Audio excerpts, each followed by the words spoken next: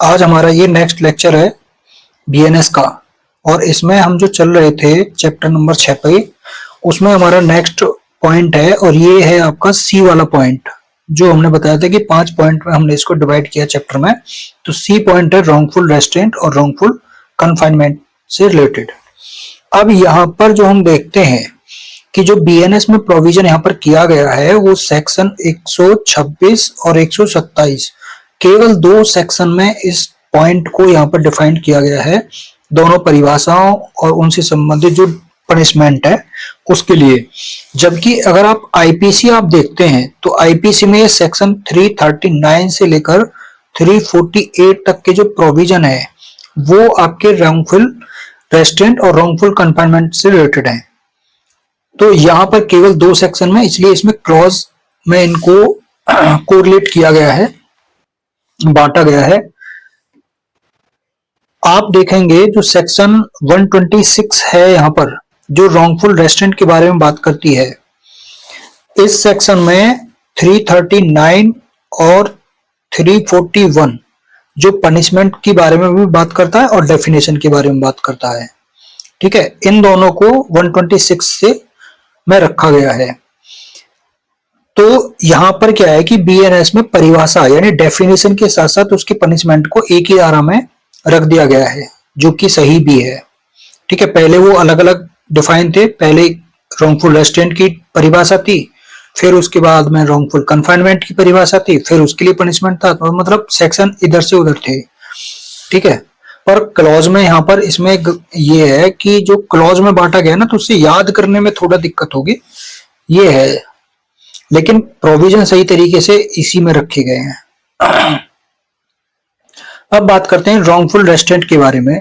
यहाँ पर आप देखेंगे कि सदोष अवरोध किया जाता है किसी व्यक्ति का और वॉलंटरी किया जाता है। तो ऐसे शब्दों को ना याद रखना जरूरी होता है मेंस में, ऐसे शब्द छूटने नहीं चाहिए। जैसे यहाँ पर वॉलंटरी वर्ड है, बाधा वर्ड है, ठीक है ना, दिशा का है, ये 3-4 वर्ड इसके ऐसे, अधिकार का है, ऐसे वर्ड होते हैं जिनके बगैर मतलब जो डेफिनेशन है वो पूरी नहीं मानी जाती है। ठीक है ना, भाषा आप चाहे कोई भी प्रयोग करें लेकिन उसमें अपने हिसाब से प्रयोग करें, मतलब कोई भी भाषा, लेकिन उसमें एलिमेंट्स को याद रखें डेफिनेशन के, वो एलिमेंट्स जरूर आपकी डेफिनेशन में आने चाहिए। तो स्टार्ट करते हैं 126 रॉन्गफुल रेस्ट्रेंट के बारे में। और यहाँ पर ये जो प्रोविजन है ये तो बता ही दिया आपको कि 126 127 में है। ठीक है, तो पहले चलते हैं रॉन्गफुल रेस्ट्रेंट से रिलेटेड जो प्रोविजन, और ये है आपका 339 से कोरिलेटेड क्लॉज फर्स्ट।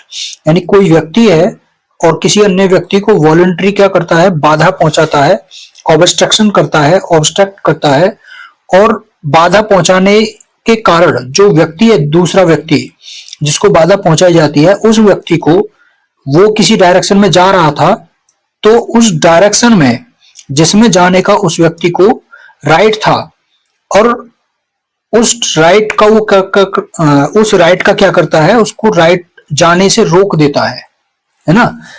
तो इसको कहा जाता है कि वह उस व्यक्ति का क्या करता है, रॉन्गफुल रेस्ट्रेंट कर देता है।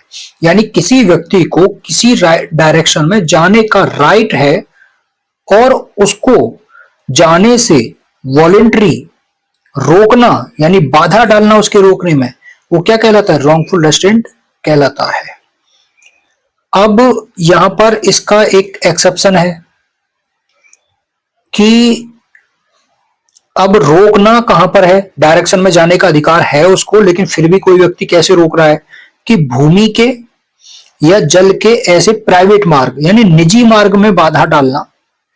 कोई व्यक्ति जिसकी जमीन पर आने जाने का किसी ने रास्ता बना लिया, लेकिन उस व्यक्ति को ये अधिकार है, वहां पर उसका निजी मार्ग है और उसमें वो बाधा डालता है, जिसके संबंध में किसी व्यक्ति को गुड फेथ में ये विश्वास है कि वहां बाधा डालने का उसे विधिपूर्ण अधिकार है ना, तो वो रॉन्गफुल रेस्ट्रेंट में नहीं आएगा।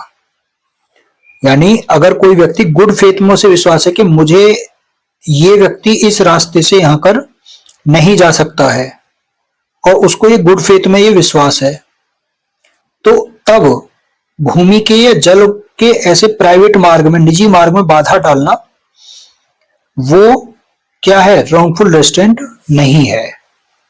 ठीक है ना। अब यहां पर आप इलस्ट्रेशन आप देखेंगे कि ए एक मार्ग में जिससे होकर जाने का जेड का अधिकार है, राइट है। गुड फेथ में ये विश्वास ना रखते हुए, उसे विश्वास यहां पर नहीं है, ना रखते हुए कि उसको मार्ग रोकने का अधिकार प्राप्त है, बाधा डालता है। जेड यहां जाने से उसके द्वारा रोक दिया जाता है।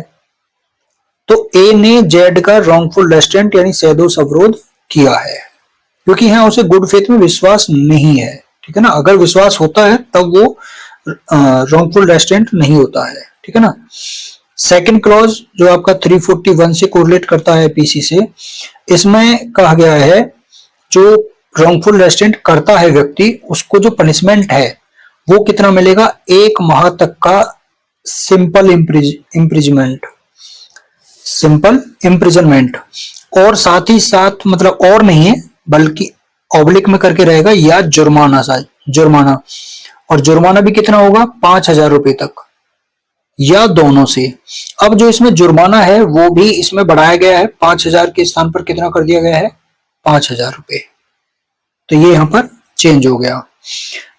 तो ये हो गया आपका रॉन्गफुल रेस्ट्रेंट, उसके लिए पनिशमेंट 1 माह या 5,000 रुपए, ठीक है ना, या दोनों। ये इसका पनिशमेंट हो गया। अब चलते हैं सेक्शन 127 पर। सेक्शन 127 जो कि बात करता है आपका रॉन्गफुल रेस्ट्रेंट के बारे में। ठीक है, और इसमें जो सेक्शन है ये अलग अलग क्लॉज में डिफाइंड है ये। तो 340 जो सेक्शन है वो इसका फर्स्ट क्लॉज से कोरिलेट करता है, यानी डेफिनेशन की है इसमें, सैदोष परिरोध की ये डेफिनेशन है। ठीक है, यानी कोई व्यक्ति किसी व्यक्ति का इस प्रकार सैदोष अवरोध है ना, एक दिशा में जाने से रोक रहा है तो वो सैदोष अवरोध हो गया है। और उस व्यक्ति को निश्चित परिसीमा से परे जाने से रोक दे, यानी हर डायरेक्शन में से उसका सैदोष अवरोध कर रहा है वो, तो क्या कहला जाता है, वो सैदोष परिरोध कहलाता है, फिर वो रॉन्गफुल कन्फाइनमेंट बन जाता है। यानी इसका मतलब हो गया उस व्यक्ति को निश्चित परिसीमा से, एक निश्चित परिसीमा यहाँ पे खींच दी और यहां से जाने से उसे रोक दे रहा है। ठीक है, तो वो क्या करता है, उसका रॉन्गफुल कन्फाइनमेंट कर देता है।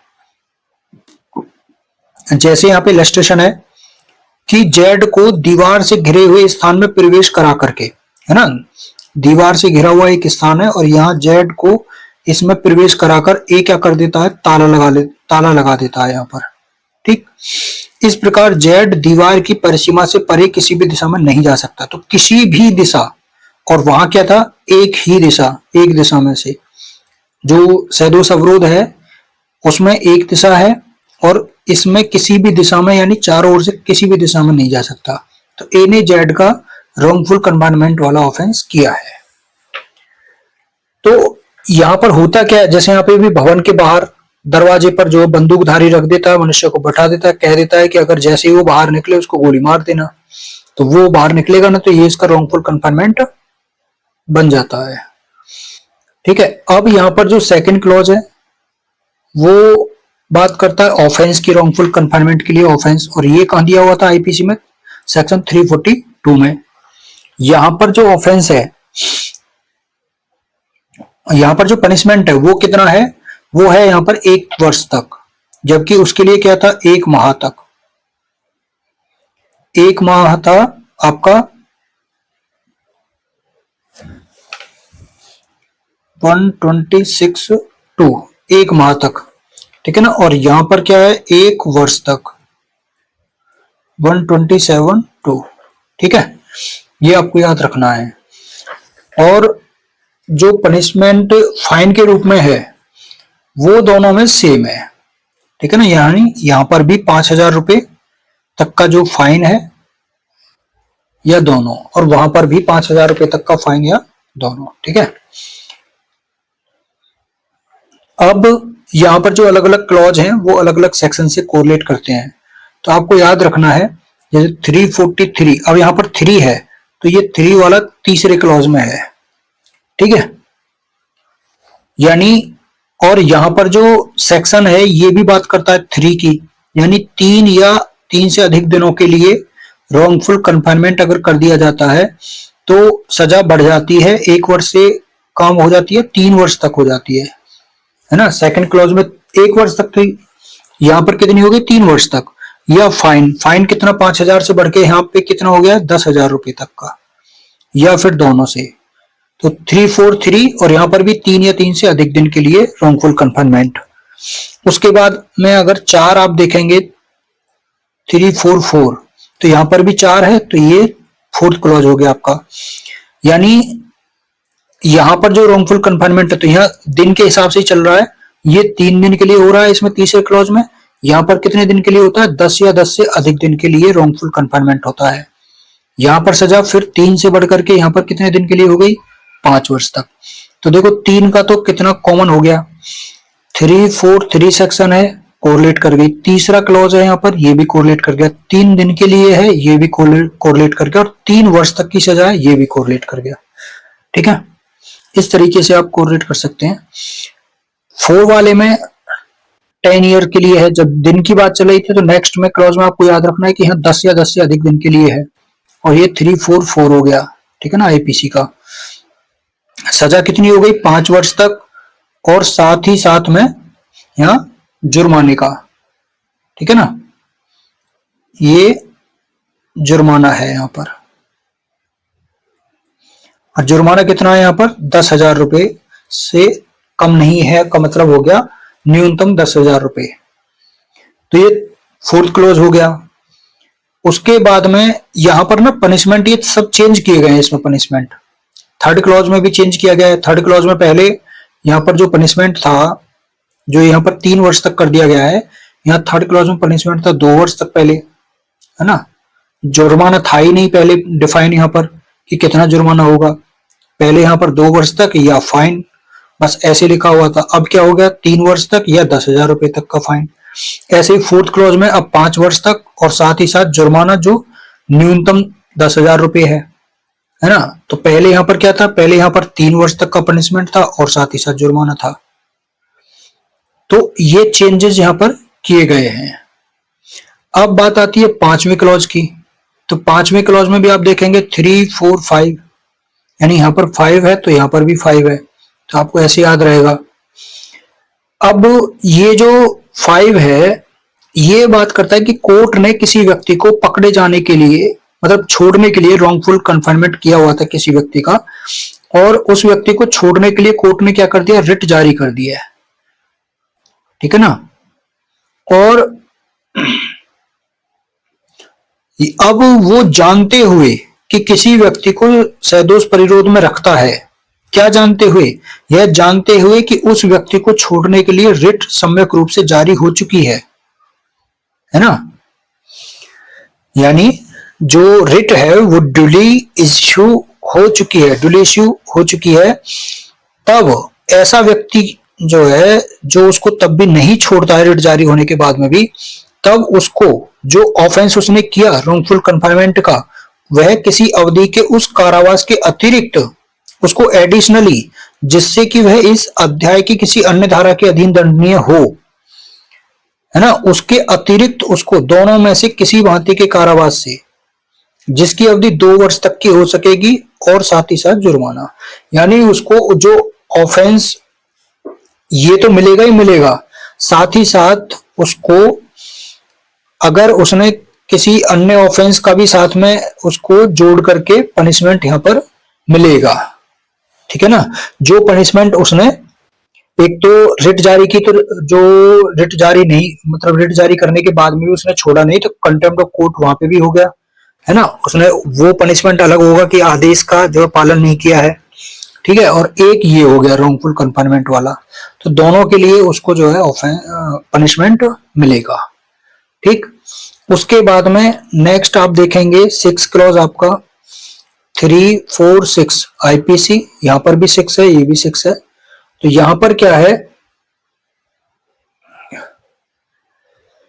कोई व्यक्ति किसी व्यक्ति का रॉन्गफुल कन्फाइनमेंट जो करता है वो इस तरीके से करता है या इस इंटेंशन से करता है कि जो रॉन्गफुल कन्फाइनमेंट जिस व्यक्ति का किया जा रहा है ना, उस व्यक्ति से जो हितबद्ध व्यक्ति है, जो उसका इंटरेस्टेड पर्सन है, उस हितबद्ध व्यक्ति को या फिर पब्लिक सर्वेंट को ऐसे व्यक्ति के डिटेंशन यानी जो रॉन्गफुल कन्फाइनमेंट है उसके कन्फाइनमेंट की जानकारी ना होने पाए, है ना, या फिर ऐसे व्यक्ति या पब्लिक सर्वेंट को ऐसे कन्फाइनमेंट के स्थान की जानकारी ना हो पाए, या उसे ये पता ना चले कि उसने उसका रॉन्गफुल कन्फाइनमेंट किया है, तो यहां पर फिर क्या होगा, वह उस दंड के अतिरिक्त जिसके लिए वह ऐसे रॉन्गफुल कन्फाइनमेंट के लिए दंडित होगा, दोनों में से किसी भांति के कारावास से, जिसके लिए पनिशमेंट होगा 3 वर्ष तक, और साथ ही साथ में यहाँ पर जुर्माना भी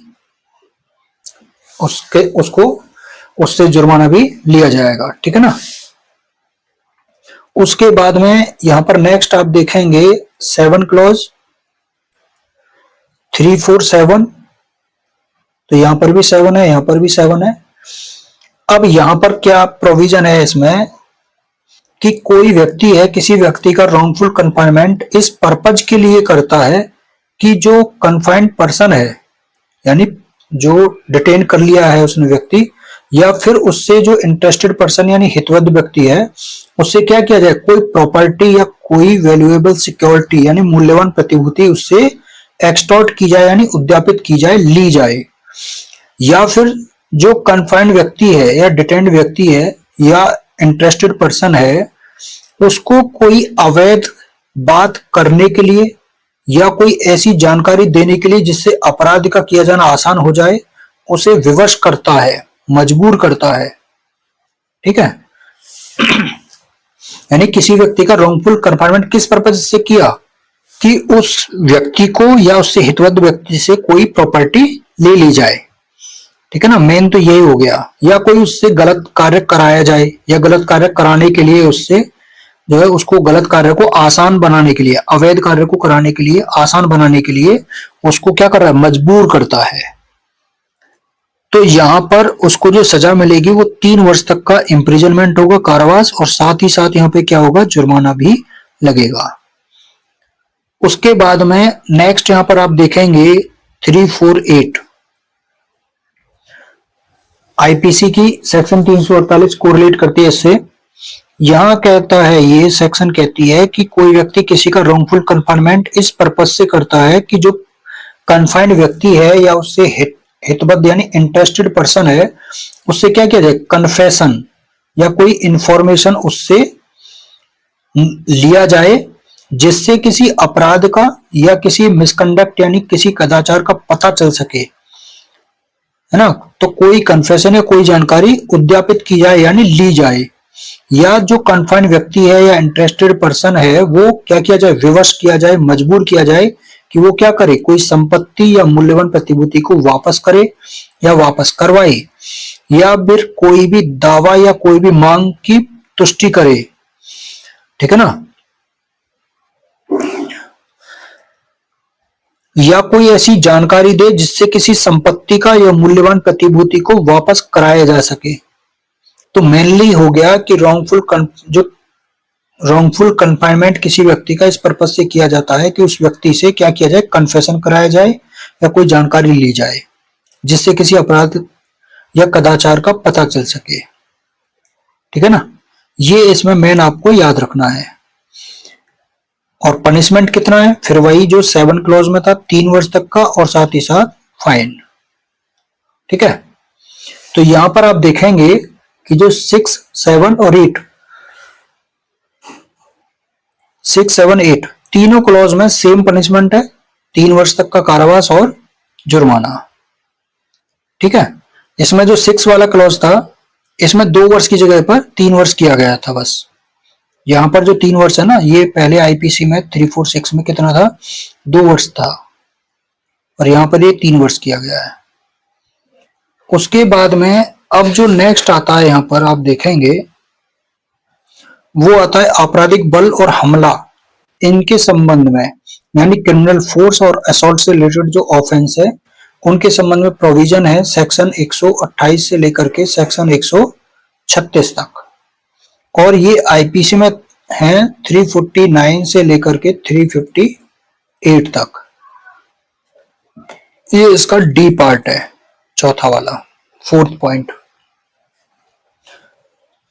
अब यहां पर इससे पहले जब आप इसको देखते हो रॉन्गफुल कन्फाइनमेंट को और इसको, तो इसमें एक पॉइंट और रह जाता है जो आपको मेंस के पॉइंट ऑफ व्यू से आपको याद रखना है, और वो क्या है, इन दोनों में अंतर।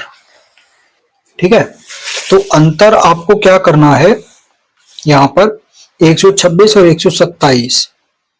ठीक है, यानी इन दोनों धाराओं को, इन दोनों सेक्शंस को पहले अंतर आप करेंगे परिभाषा के बेस पर कि 126 में परिभाषा है एक में और ये 127 में एक में परिभाषा है।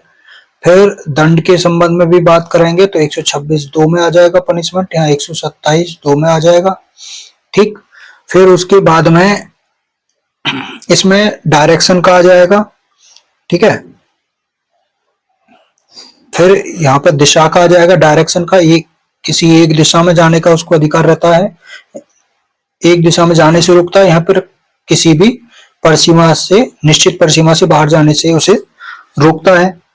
ठीक है, चौथा यहां पर आप वेस्टेड जिसको बोलते हैं निहित वाला, यानी जो सैदोष रॉन्गफुल रेस्ट्रेंट, WR इसको लिख देते हैं, रॉन्गफुल रेस्ट्रेंट में ये रॉन्गफुल कन्फाइनमेंट WC शामिल नहीं है, जबकि रॉन्गफुल कन्फाइनमेंट में WR रॉन्गफुल रेस्ट्रेंट शामिल है।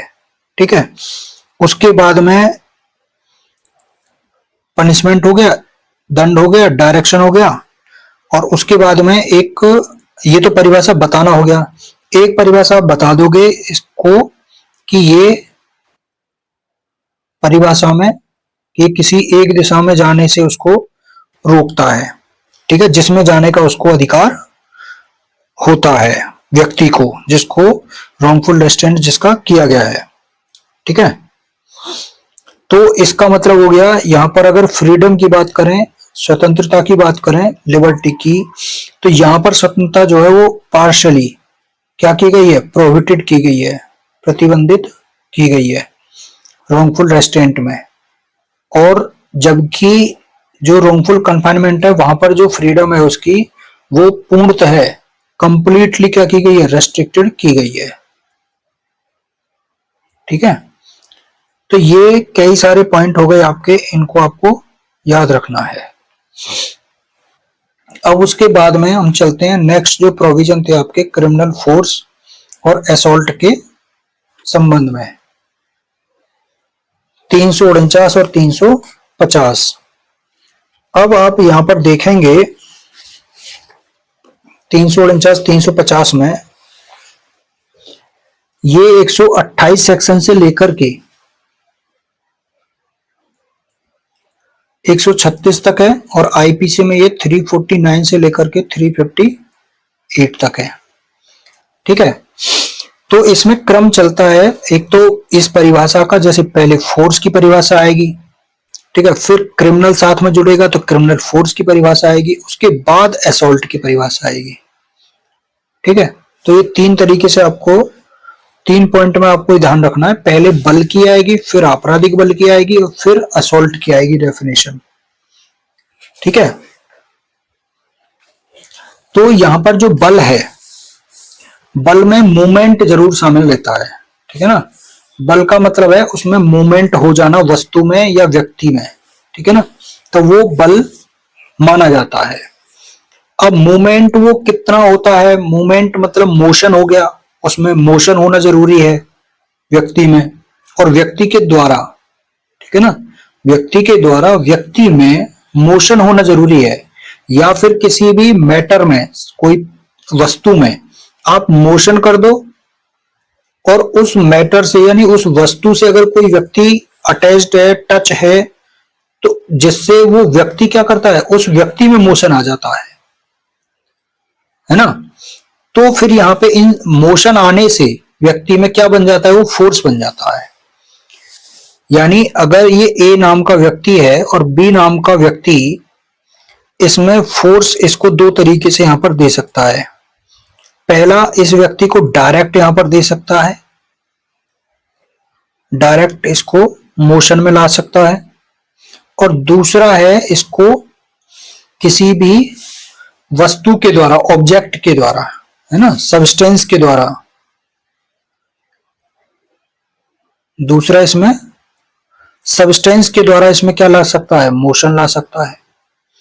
यानी कोई सब्सटेंस अगर इससे अटैच्ड है, पहना हुआ है ना, ले जा रहा है, रखा हुआ है इसके पास, और उस सब्सटेंस में जैसे ही ये मोशन करता है और उससे इसमें जो है व्यक्ति में मोशन आ जाता है, तो फिर ये दोनों ही कंडीशन में क्या कहलाएगा, फोर्स कहलाया जाएगा।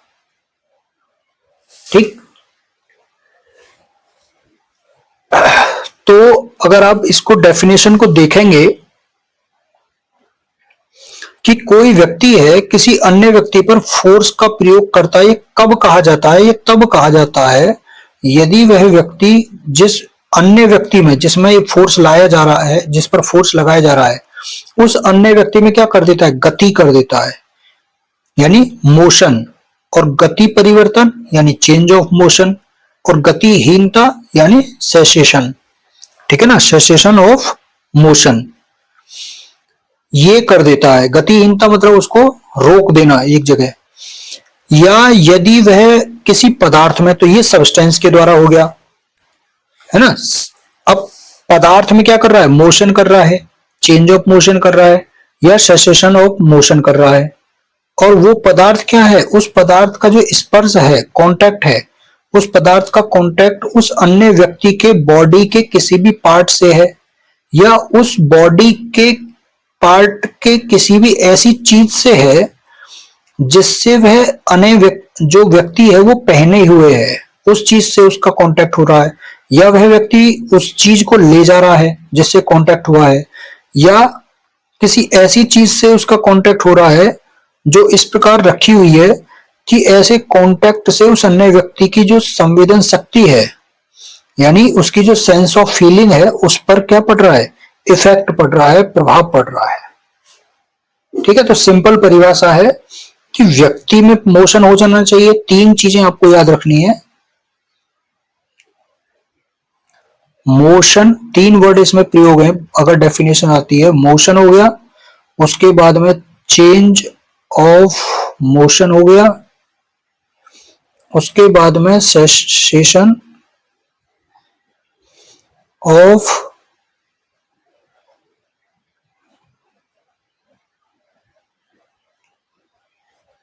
सेसेशन ऑफ मोशन हो गया। तो ये तीन चीजें होती हैं व्यक्ति के अंदर, व्यक्ति में मतलब किसी अन्य व्यक्ति के द्वारा। ठीक है। तो इस तरीके से वो फोर्स कहलाता है। लेकिन अब यहां पर इसका प्रोवाइजो लगा हुआ है, वो ये कह रहा है कि ये भी तब माना जाएगा जबकि जो मोशन या चेंज ऑफ मोशन या सेसेशन ऑफ मोशन करने वाला व्यक्ति उस मोशन या चेंज ऑफ मोशन या सेसेशन ऑफ मोशन को तीन तरीके में से किसी एक के द्वारा कर देता है। तो नीचे तरीके दिए हुए हैं उस व्यक्ति के द्वारा जो किए जाते हैं, तरीके अपनाए जाते हैं। पहला, जो व्यक्ति है जो चेंज ऑफ मोशन ला रहा है वो अपने निजी शारीरिक शक्ति के द्वारा ऐसा कर रहा है, यानी अपनी बॉडीली पावर के द्वारा ऐसा कर रहा है, अपने शरीर की जो शक्ति है उसके द्वारा कर रहा है।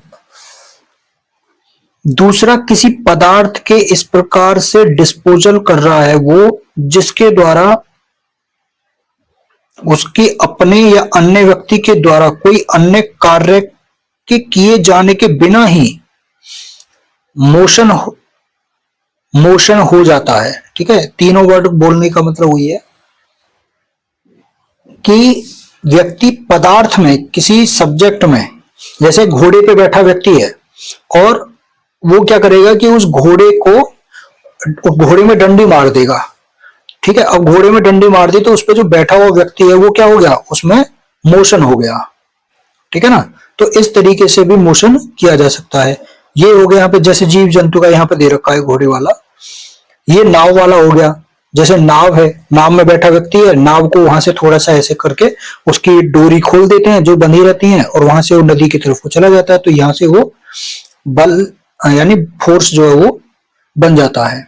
और यहाँ जीव जंतु घोड़े पे बैठा है कोई व्यक्ति और उसको जो है डंडी मार दी, है ना, तो उस जीव जंतु को मोशन में ला देता है और उकसा देता है। उत्प्रेरण का मतलब क्या होता है? उकसा देना, इंड्यूस कर देना, उसको जीव जंतु को इंड्यूस करना, उसके द्वारा भी फोर्स जो है लगाया जा सकता है। तो 3 तरीके यहाँ पर दे रखे हैं, एक व्यक्ति है, एक पदार्थ है, एक जीव जंतु है। उसके बाद में अब आती है क्रिमिनल फोर्स की। तो अब फोर्स जैसे लगाया उसमें क्राइम अगर जुड़ जाता है, क्रिमिनल इंटेंशन जैसे ही शामिल हो जाता है तो क्रिमिनल फोर्स बन जाता है। यानी जो फोर्स उसने सिंपली अभी तक लगाया था, अब वो क्रिमिनल इंटेंशन अगर साथ में जुड़ गया, जैसे नाव थी उसकी, अब ये नाव थी, नाव में व्यक्ति यहां पर बैठा है और इसकी ये यहां पर बंधी हुई है, ठीक है ना, यहां पर बंधी हुई है ये, अब ये इससे खोल रहा है तो ये हो गया फोर्स। लेकिन साथ में इसका अगर क्रिमिनल इंटेंशन है कि इसको डुबोना है ना, इसको नुकसान पहुंचाना है व्यक्ति को, तो ये क्या कहलाएगा? क्रिमिनल फोर्स बन जाएगा। यानी कोई भी व्यक्ति किसी व्यक्ति पर उस व्यक्ति की कंसेंट के बिना फोर्स का प्रयोग तो करता है, यानी इसने फोर्स का प्रयोग तो यहां पर किया, लेकिन क्या काम करने के लिए? किसी अपराध को करने के लिए, यानी इसको मारने के लिए, डुबोने के लिए, इसको नुकसान करने के लिए, या ऐसे फोर्स के प्रयोग से कारित करने के इंटेंशन इसमें जुड़ गया, इंटेंशन से, या ऐसे फोर्स के प्रयोग से संभाव्यत है, यानी पॉसिबल है कि उस व्यक्ति को जिस पर फोर्स का प्रयोग किया जा रहा है। 3 यहां पर चीजें हैं क्रिमिनल फोर्स में, वो आपको याद रखनी है। पहला है इंजरी करने का, इसमें पर्पज है, इसका इंटेंशन है। दूसरा है कि इसको फियर, इसको लगे, डर लग जाए इसको तुरंत ही, या एक और है इसको कोई भी परेशानी अगर हो जाती है, क्षोभ, एनॉयंस, तो इंजरी, फियर, एनॉयंस, ये 3 चीजें अगर वो करता है ना, जानते हुए, इंटेंशनली यानी साजिश, तो ये माना जाता है कि वह उस अन्य व्यक्ति पर क्या कर रहा है? क्रिमिनल फोर्स का प्रयोग कर रहा है। तो वही फोर्स क्रिमिनल फोर्स बन जाता है जब वो अपराध करने के लिए किया जाता है, या फिर ऐसे फोर्स को प्रयोग करने के इंटेंशन से, या जानते हुए उस पर फोर्स का प्रयोग करता है कि उसको इंजरी, फियर, एनॉयंस यानी परेशानी हो, है ना, तो वो क्रिमिनल फोर्स बन जाता है।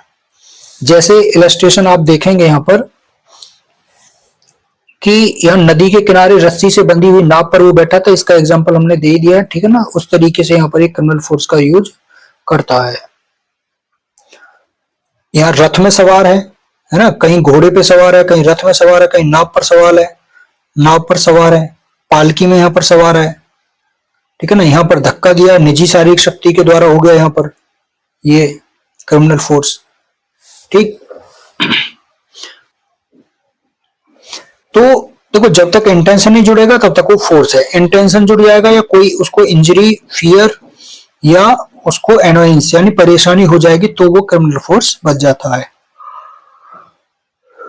तो इसके इलस्ट्रेशन में ये सारी चीजें आनी चाहिए। ये यहाँ पर ये वाला भी इंपॉर्टेंट है कि किसी महिला का घूंघट साशय मतलब इंटेंशन, विद इंटेंशन हटा देता है। अब इंटेंशन क्या था, यहाँ ए ने उस पर इंटेंशनली फोर्स का यूज किया है, और यदि उसने उस महिला की कंसेंट के बिना यह कार्य ये इंटेंशन रखते हुए या फिर ये जानते हुए किया है कि उससे उसको क्षति, भय या क्षोभ उत्पन्न हो,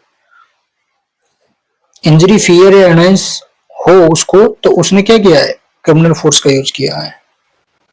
जैसे कोई नहा रहा है, उसके नहाने के बाद टब में उसमें गर्म पानी डाल दो गर्मियों में, सर्दियों में ठंडा पानी डाल दो, है ना, बर्फ वाला पानी डाल दो, उससे परेशानी तो होगी, उसको क्षोभ होगा। तो यहां पर वो क्या हो जाएगा, क्रिमिनल फोर्स। यहां पर एक ये है 8वां वाला जो है एच वाला, कि ए जेड की कंसेंट के बिना एक कुत्ते को जेड पर झपटने के लिए क्या करता है, भड़काता है उसको। अब यहाँ यदि ए का इंटेंशन जेड को इंजरी, फियर या एनॉयंस करने का नहीं है तो उसने जेड पर क्रिमिनल फोर्स का यूज किया है, और अगर उसका इंटेंशन नहीं है तो फिर उसको इसके लिए पनिश नहीं किया जाएगा। तो ये सारी चीजें इसमें जो इलस्ट्रेशन है, इसके 3-4 इलस्ट्रेशन वो काम के हैं, वो आपको याद रखने, एक महिला का घूंघट वाला और एक कुत्ते वाला। ये दो तो आपको इंपॉर्टेंट है बहुत ज्यादा, वो आपको याद रखने ही रखने हैं, ठीक है। और एक नदी के किनारे रस्सी वाला।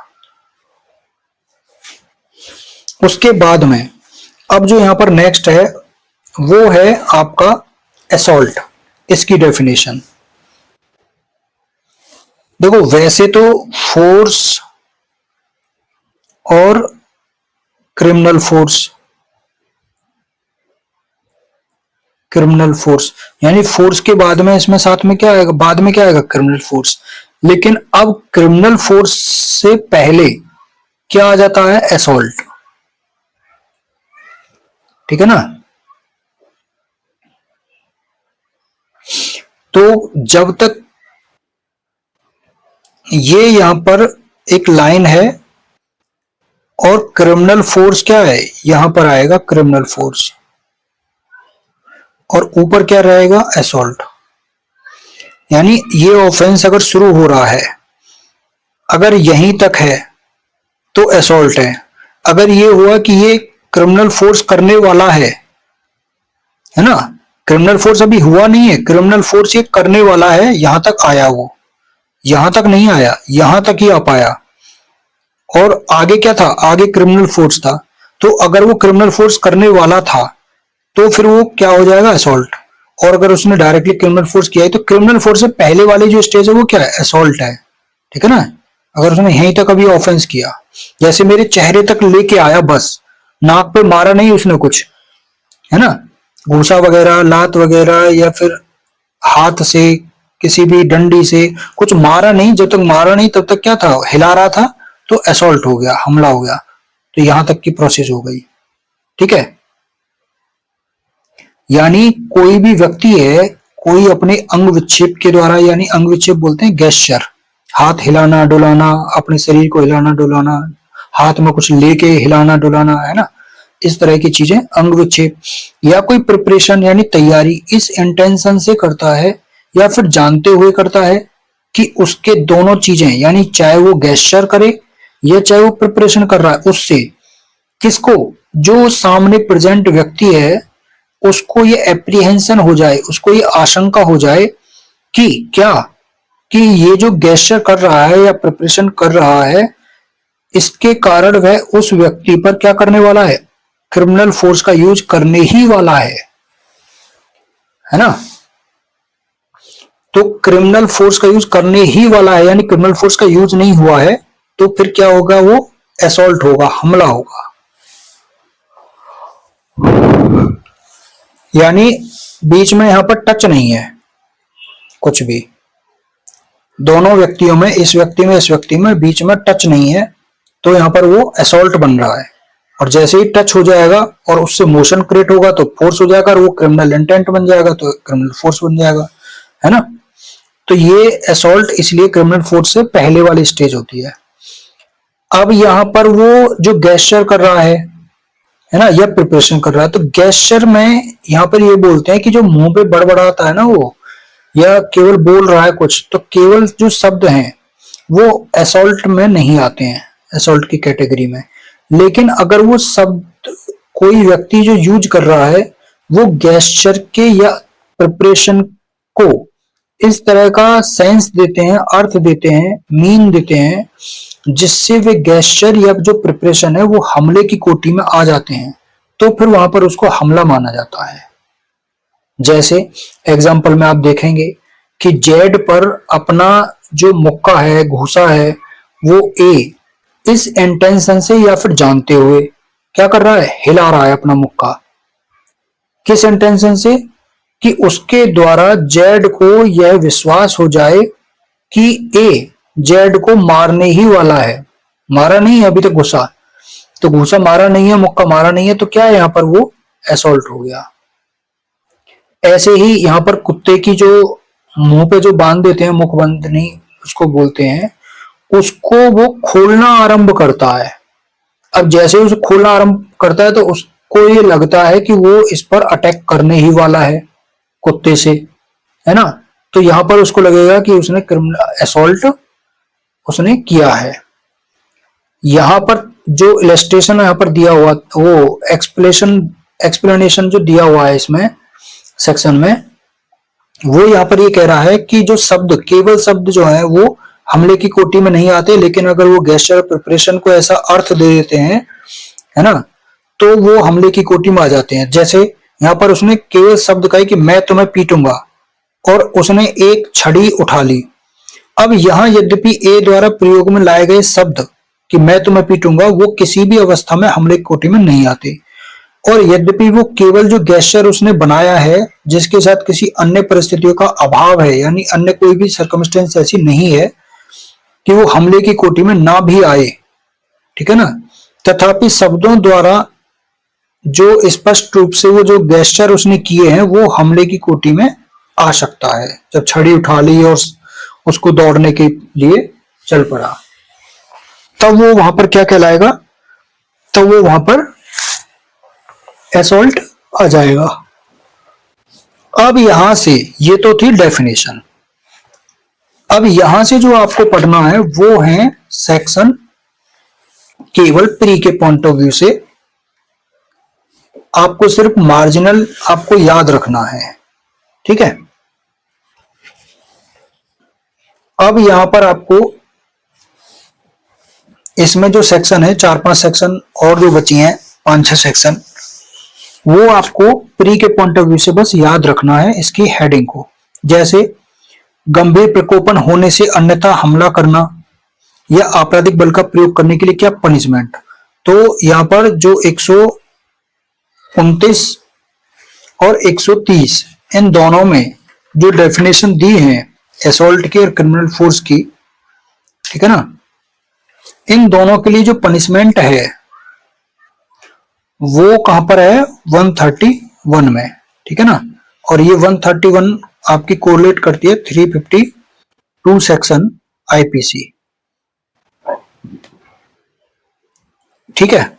अब ये भी जो पनिशमेंट है ना वो है गंभीर प्रकोपन होने से अन्यथा, यानी जो प्रोवोकेशन है, प्रोवोकेशन होने पर जो पनिशमेंट मिलेगा वो आगे सेक्शन में है, जो आपके आईपीसी में 358 सेक्शन में था, है ना, अब प्रेजेंट में वो आपका 136 में पहुंच गया है।